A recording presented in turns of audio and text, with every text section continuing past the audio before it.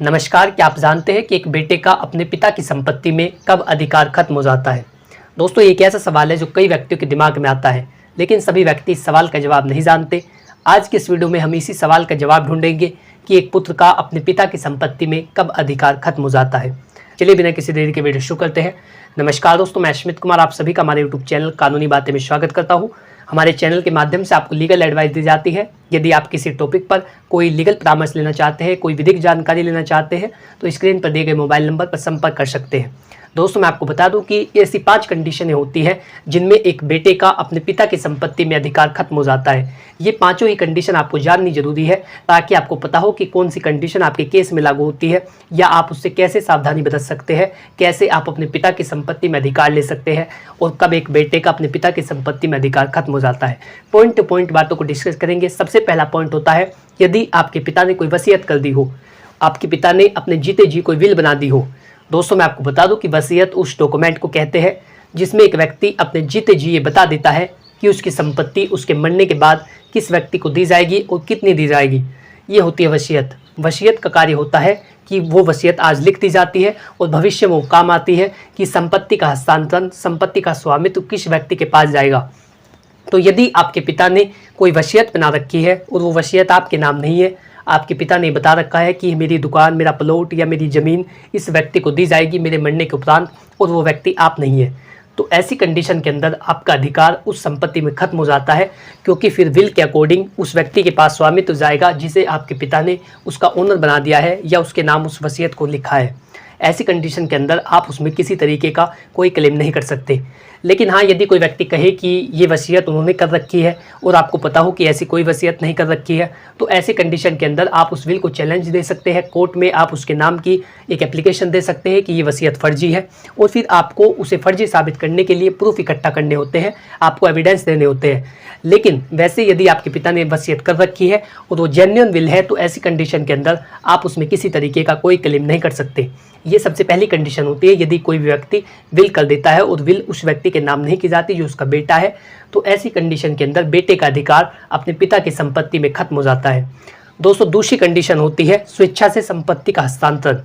यदि आपके पिता ने अपने जीते जी अपनी संपत्ति का स्वेच्छा से हस्तांतरण कर दिया है, अपनी प्रॉपर्टी को ट्रांसफ़र कर दिया है, या किसी व्यक्ति को गिफ्ट में दे दी है, या किसी व्यक्ति को दान कर दी है, या किसी व्यक्ति को बेच दी है अपनी स्वेच्छा से, अपनी इच्छा से, ऐसी कंडीशन के अंदर भी कोई बेटा अपने पिता की संपत्ति में किसी तरीके का कोई क्लेम नहीं कर सकता, क्योंकि उन्होंने अपनी इच्छा से अपनी प्रॉपर्टी किसी दूसरे व्यक्ति को बेच दी है या गिफ्ट कर दी है। तो ऐसे में भी एक बेटे का अधिकार अपने पिता की संपत्ति में खत्म हो जाता है, क्योंकि वो संपत्ति स्वेच्छा से उसके पिता ने किसी दूसरे व्यक्ति के नाम ट्रांसफर कर दी है। दोस्तों, ऐसी तीसरी कंडीशन होती है यदि आपके पिता की वो सेल्फ एक्वायर प्रॉपर्टी हो। देखिए, वो आपके पिता की पैतृक संपत्ति नहीं है, जो अनसेस्टर प्रॉपर्टी होती है, जो जनरेशन के थ्रू मिलती है। यानी कि आपके पिता को वो संपत्ति वसीयत में नहीं मिली या विरासत में नहीं मिली। ऐसी कंडीशन के अंदर आपका अधिकार ऐसी संपत्ति में नहीं होता। जो सेल्फ एक्वायर प्रॉपर्टी होती है, जो सब अर्जित संपत्ति होती है, जिसे व्यक्ति अपनी कमाई से खुद खरीदता है, जिसमें किसी दूसरे व्यक्ति का कोई हस्तक्षेप नहीं होता, तो ऐसी कंडीशन के अंदर वो व्यक्ति उस संपत्ति को अपने विवेक के आधार पर जैसी उसकी इच्छा हो उसे दान कर सकता है, उसे बेच सकता है, उसे ट्रांसफ़र कर सकता है, उसकी वसीयत कर सकता है।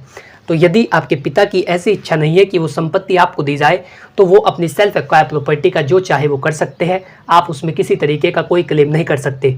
जो सेल्फ एक्वायर प्रॉपर्टी होती है, जो स्वअर्जित संपत्ति होती है, जिसे व्यक्ति अपनी खुद की कमाई से खरीदता है, उसे वो दान करने के लिए, बेचने के लिए, गिफ्ट करने के लिए, ट्रांसफ़र करने के लिए पूरी तरीके से स्वतंत्र होता है। ऐसे में कोई भी दूसरा व्यक्ति उसमें किसी तरीके का कोई क्लेम नहीं कर सकता, ऐसे में कोई दावा नहीं किया जा सकता यदि आपके पिता की सेल्फ एक्वायर प्रॉपर्टी होती है।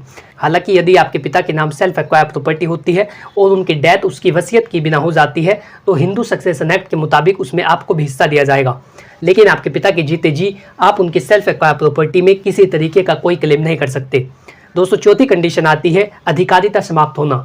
यदि आपके पिता ने आपको कानूनी रूप से अपने परिवार से अलग कर दिया है, उन्होंने ऐसा लिख दिया है कि मेरे इस बेटे का मेरे परिवार से कोई लेना देना नहीं है और कोई मतलब वास्ता नहीं है, इसके किसी भी दिन का या किसी भी कार्य का हमारे परिवार से कोई लेना देना नहीं है, तो ऐसी कंडीशन के अंदर ये समझा जाता है कि आपका अधिकार उस परिवार की प्रत्येक चीज़ से, चाहे वो उनकी चल संपत्ति हो, अचल संपत्ति हो, गहने हो, जेवरात हो, बैंक का अमाउंट हो, ऐसी कंडीशन के अंदर आप किसी भी तरीके के किसी भी वस्तु में कोई क्लेम नहीं कर सकते। ये होता है अधिकारिता का समाप्त होना। यदि आपके पिता ने आपकी अधिकारिता को समाप्त कर दिया है, तो ऐसी कंडीशन के अंदर भी आप किसी भी तरीके की प्रॉपर्टी में जो उनके नाम है उसमें किसी तरीके का कोई क्लेम नहीं कर सकते।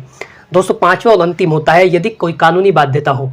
यदि आपके पिता की संपत्ति पर कोई ऋण हो, उन्होंने किसी बैंक से ऋण ले रखा हो, वो बैंक के अधीन हो, बैंक ने उसे बंधक बना रखा हो, यदि आपके पिता ने उसे बंधक रखा हो, तो ऐसी कंडीशन के अंदर आप उसमें किसी तरीके का कोई क्लेम नहीं कर सकते। तो ये 5 कंडीशनें होती है जिसमें कि एक बेटे का अपने पिता की संपत्ति में कोई अधिकार नहीं होता। और यदि इन 5 कंडीशनों के अलावा कुछ अन्य बात हो तो ऐसी कंडीशन के अंदर आपका अधिकार आपके पिता की संपत्ति में कोई नहीं छीन सकता। आपको पूरा अधिकार आपके पिता की संपत्ति में दिया जाएगा, या जो आपके नाम हिस्से में जो भूमि आती है उसी के अकॉर्डिंग आपका हिस्सा तय किया जाता है। आशा करता हूँ कि जानकारी आपको अच्छी लगी होगी और आप लोग समझ पाए होंगे कि एक बेटे का अपने पिता की संपत्ति में कब अधिकार खत्म हो जाता है।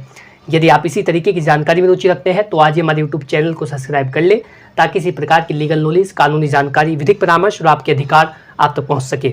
यदि आपका इससे रिलेटेड कोई सवाल हो तो आप कमेंट बॉक्स में लिख करके पूछ सकते हैं। और इसके साथ ही यदि आप कोई कानूनी परामर्श लेना चाहते हैं तो स्क्रीन पर दिए गए मोबाइल नंबर पर अपनी प्रॉब्लम को व्हाट्सअप करें, जल्दी आपको उसका भी उत्तर दिया जाएगा। Thanks for watching this video. अपना कीमती समय देने के लिए धन्यवाद।